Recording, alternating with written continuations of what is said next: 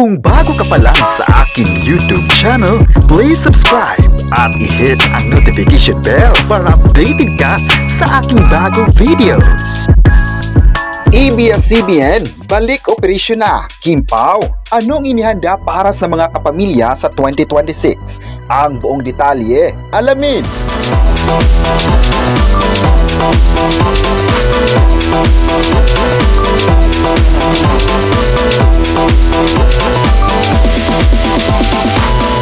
Sa wakas, balik operasyon na ang sikat na network ng bansa ang ABS-CBN. Ngayong December 19, 2025 ay pasabog talaga ang inihanda ng Kapamilya Network sa lahat ng mga viewers sa online at maging sa free-to-air television.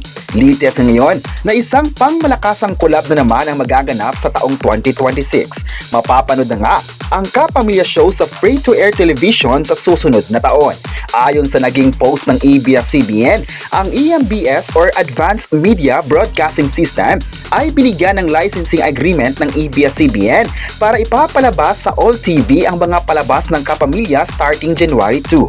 Kalaki pa sa naging post nito, simula sa January 2 ay mapapanood na sa mga All TV viewers ang mga paboritong ABS-CBN shows, kabilang na ang sikat at trending na series na FPG's Batang Quiapo, Roja, What Lies Beneath, It's Showtime, ASAP, TV Patrol at marami pang iba.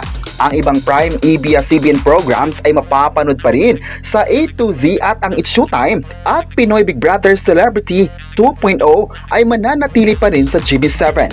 Ang hakbang raw ito na nagsimula ng nagdesisyon ang TV5 na i-terminate ang content agreement sa buwan ng Enero. Pero naisettle naman ang obligasyon ng ABS-CBN with TV5 or MediaQuest alinsunod na rin sa kanilang nagkasundoang agreement. Nagpapasalamat naman ang ABS-CBN kay Mr. Manny V. Pangilinan at ng TV5 sa pagpapatira sa kanila mula pa noong 2021.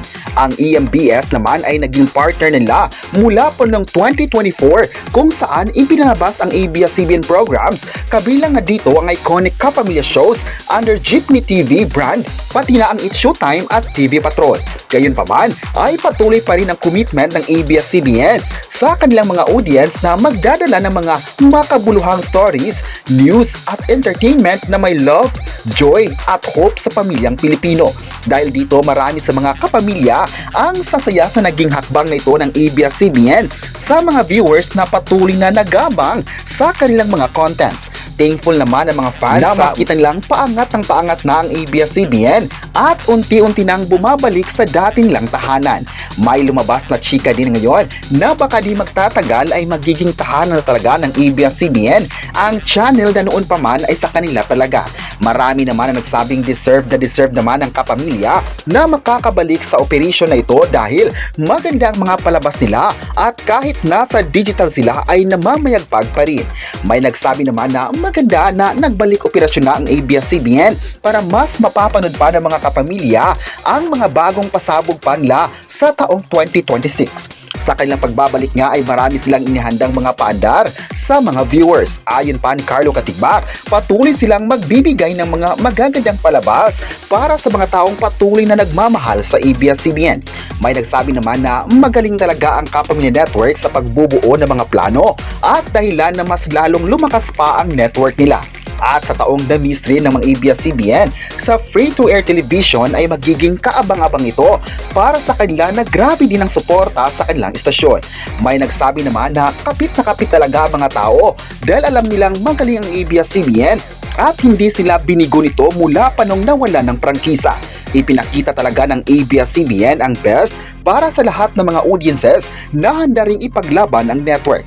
Bilang isang content provider, mas nagampanan ng ABS-CBN ang kanilang in the service of the Filipino worldwide.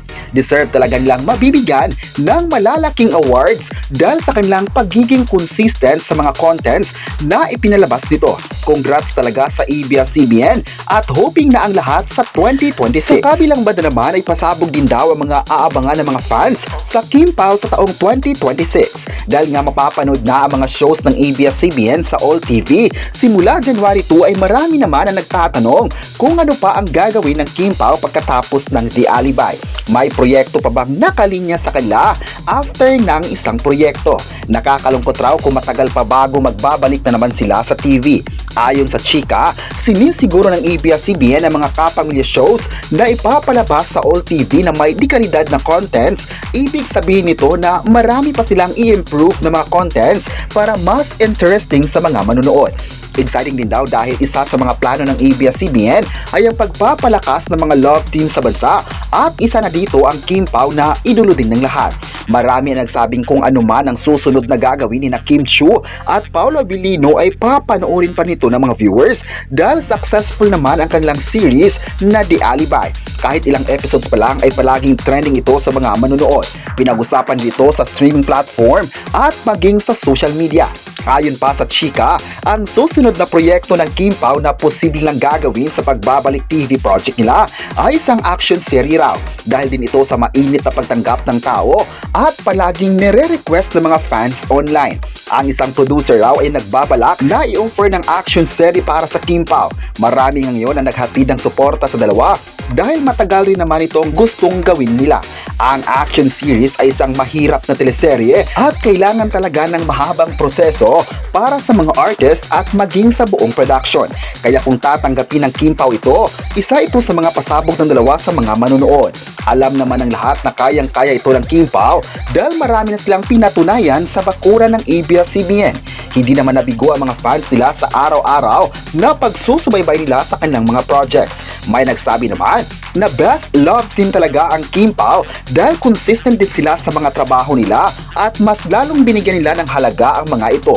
Mas magsishine talaga ang mga proyekto ng ABS-CBN sa All TV sa taong 2026. At excited na nga ang mga fans ng Kim Pao na mapapanood naman nila sina Kim Chiu at Paolo Avellino sa dati nitong tahanan ang All TV. Marami naman ngayon ang nagpapasalamat sa Advanced Media Broadcasting System sa kabaitan nito. Ngayong hapon talaga excited na ang lahat sa transition na magaganap sa TV na mula pa sa pagiging digital viewers at masasakihan na nila sa wakas sa free-to-air television. Marami naman online ang nagsabing ang lahat raw ay may rason bakit nagbalik ang ABS-CBN sa narapat na istasyon. May netizen naman ang nagsabing sana bilhin na lang ng Kapamilya Network ang All TV para mas lalong lumakas ang pagbubuo ng contents nila. Iba naman raw talaga kung sila ang nagmamay-ari sa istasyon para walang hahadlang sa mga plano kung paano pa papalakasin ang mga palabas nito. May nagsabi naman na useless ang pagkakaroon ng licensing agreement ng ABS-CBN with All TV dahil nakikisilong pa rin sila sa ibang tahanan. May nagkomento naman na kahit nakikisilong ang ABS-CBN sa All TV ay malaking hakbang ito para magkakaroon ng magagandang kasunduan pa sa susunod na mga partnership. Isa itong hakbang na posibleng magpapalakas pa ng mga kapamilya shows sa mga viewers at excited pa sila sa mga pasabog na gagawin nila sa ABS-CBN. Kayo, ano ang masabi nyo na balik operation na nga ang ABS-CBN? I-comment na kung masaya ba kayo sa pagbabalik nila at huwag kalimutang i-subscribe ang ating YouTube channel.